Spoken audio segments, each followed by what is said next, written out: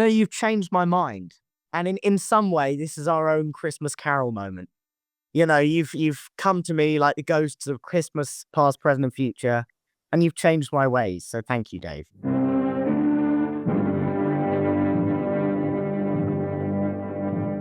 Welcome back to Modern Horror Stories podcast with Jamie, Dave, and Alex. Yesterday we talked about Terrifier 3, and today we are going to improve it with our suggestions. As always, kudos to the people who made the film. We haven't made a film yet. We hope to one day. But with all due respect to those creatives, we're going to try to make it better. Who wants to go first? There will be spoilers in this. There will be spoilers, I'm sure. So, okay, I'll go first. I'll give it a go. So I think this can be more of a Christmas film. That's one of my things, and I think one of the ways that I'd want them to do that, and I know this is changing a lot of the film. In fact, it's changing the film completely. So I'm sorry for that, Damien Leone. But I think it could be a version of A Christmas Carol, or it could be a version of The Grinch Who Stole Christmas, or something along those lines, with Art the Clown as the central character. Or instead, you could have it the other way round, with Art the Clown being sort of one of 4 ghosts. Have him sort of as all of the ghosts, but kind of different incarnations or different versions of him.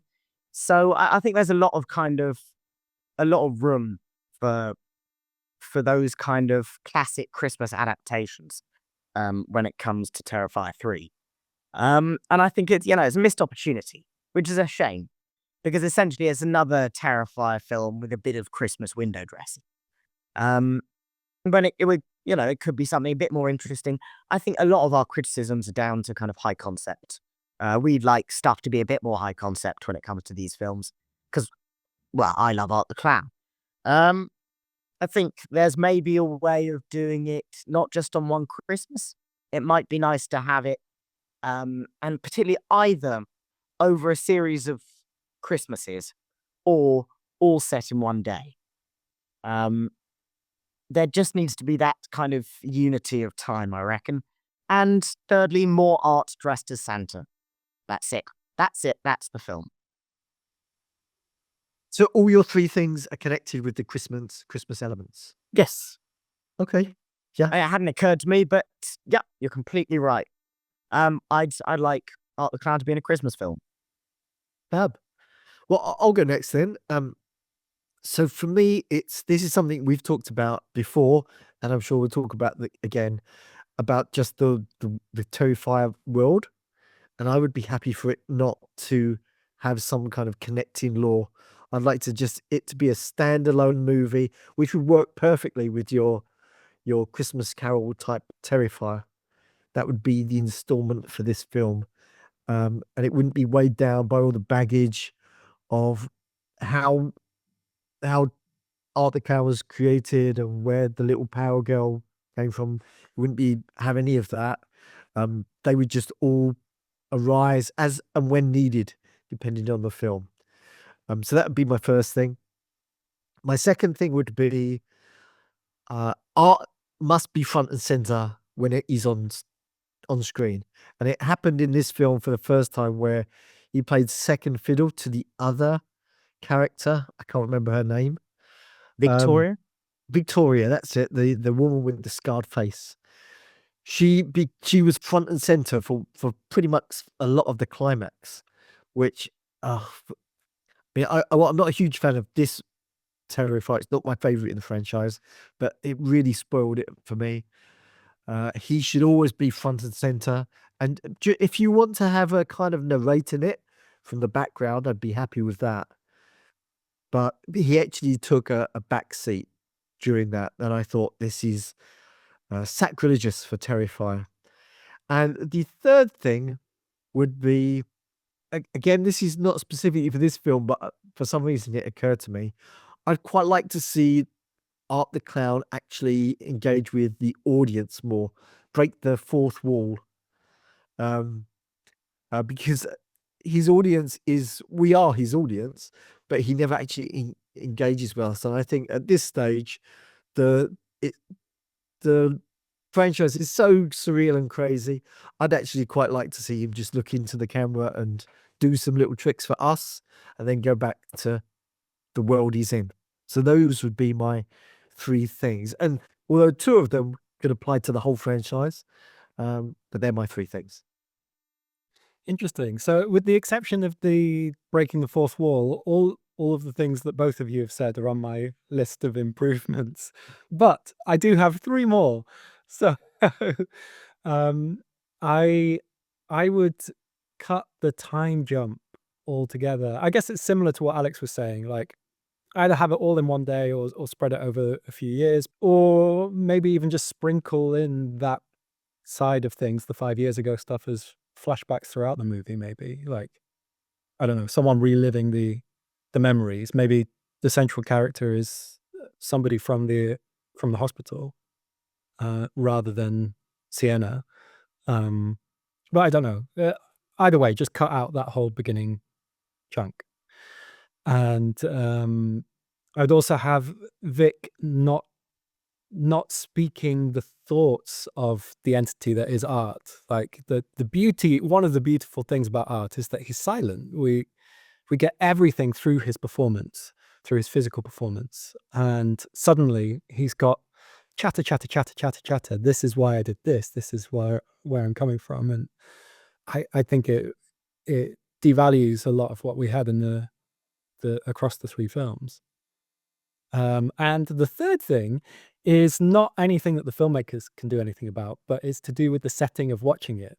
So I didn't enjoy this film at all, but I have a feeling that if I was watching it in a few years when it's become a cult classic and there's like a screening at the Prince Charles Cinema in London and it's a full house of people laughing all the way through, or if I watched it at home with friends and we were all laughing together and chatting through it, I think I would actually enjoy this film. But just sitting in a cinema with other people watching it silently, it I think it was just felt a bit dead.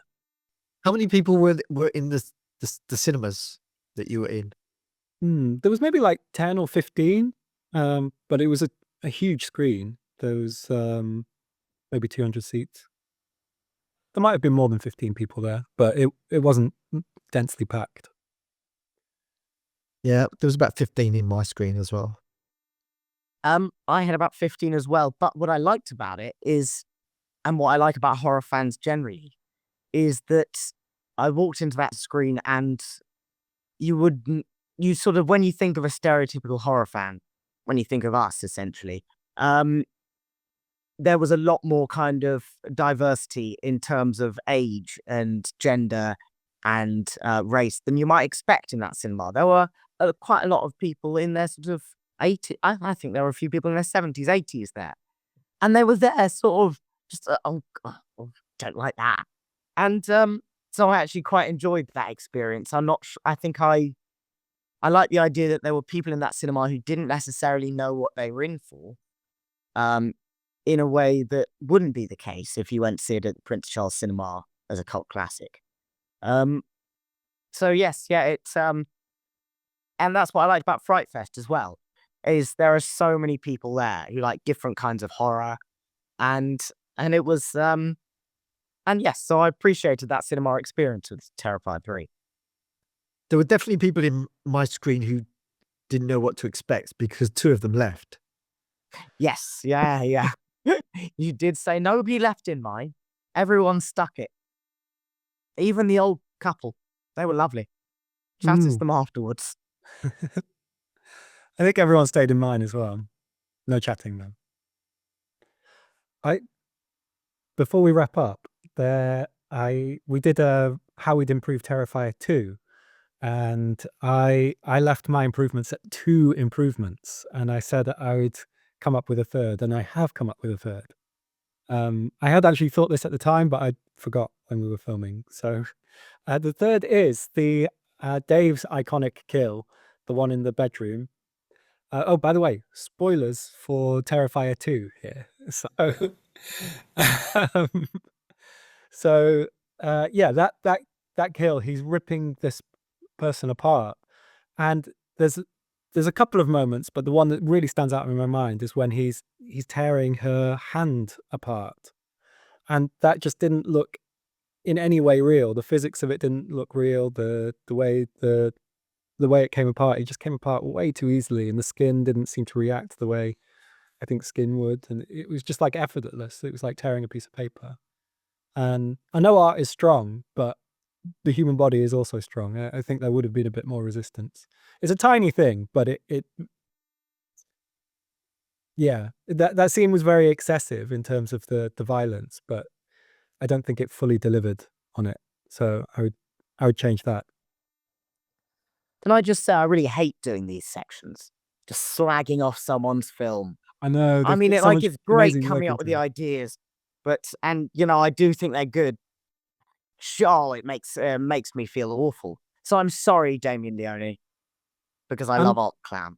and sorry to the special effects artists. Like, you've done Yes. incredible work, and I'm really nitpicking. and it's only my opinion as well.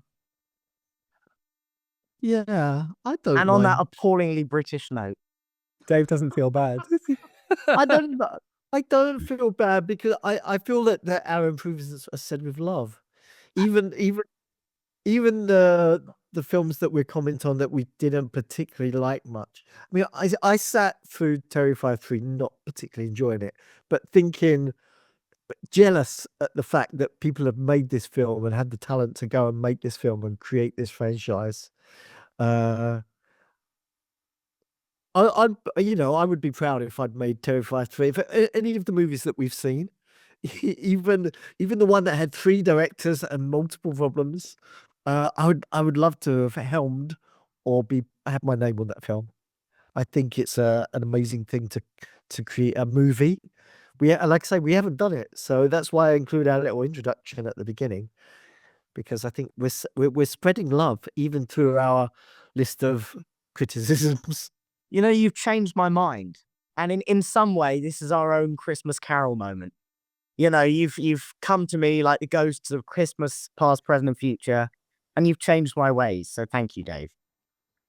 I do like to think of you as the Ebenezer Scrooge of the trio. You know what? I'll take that. Yeah. Also, I had to say that Jamie, you've now added a little Easter egg for everyone, because they've got a bonus Terrified 2 treat within this video. Oh. So we're doing Christmas and Easter eggs. Yeah. Great. We're getting in all the Christian holidays. So, and on that note, we're going to wrap up. So hopefully see you again soon. We're going to be talking about The Shining, and we have a special guest. Alex is away working, but we're going to be getting a special guest to come in to replace him for one episode only. So hopefully see you soon for The Shining.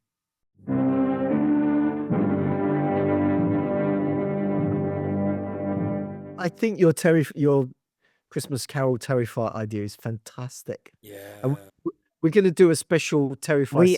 I'm happy for that to last like an hour, just I think talking about the Terrifier films and what new Terrifier films there could be.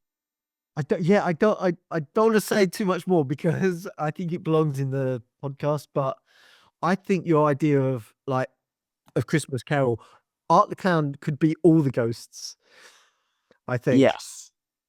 A slightly different version of him playing each character. Yeah. A That's bit like very Jim good. Carrey did in the kind of animation. Yes, yeah. What if Art the Clown for centuries has been the ghosts and has been helping people reform their ways, and one day he just gets sick of it and turns? Yeah. And Oh God, I've just had a horrifying thought. Art the Clown. So obviously he's the ghosts. And the first ghost takes him back in time, as in A Christmas Carol. And when they're back in time, Art the Clown starts murdering violently people from Scrooge's past and starts just ripping this timeline apart through atrocious, bloody murder At which point you get the Ghost of Christmas Present. At that point, you see the present that has been created by the Ghost of Christmas Past's fucking about. And then we get on to, obviously, Ghost of Christmas Future. And, I mean, anything. It could be Art the Clown's World. It could be absolute, I don't know. But there's so much to sort of work with, I think, with a Chris Mark Carol. I don't know. There's work to be done on that title, certainly. Also, you do 2 Christmas carols with Art the Clown. One where he plays all the ghosts, and the following one, he is the protagonist that the ghosts visit. He's the Scrooge figure. He's the Scrooge, and Yeah. they take Art the Clown back to all his carnage and his present carnage. And Yes. future carnage. Do you think And he? then right at the end, he's completely reformed and he's working as a clown at a children's birthday party. And you just sort of see he picks up the knife to cut the cake, and then credits. That's it. Exactly. Excellent. Oh, we should so be in charge of this franchise. God, I love that. Yeah. Oh shit! Are you recording this, Jamie? Yeah. Oh, thank God. This Cool. needs to go somewhere. Yeah. Yes. Yeah.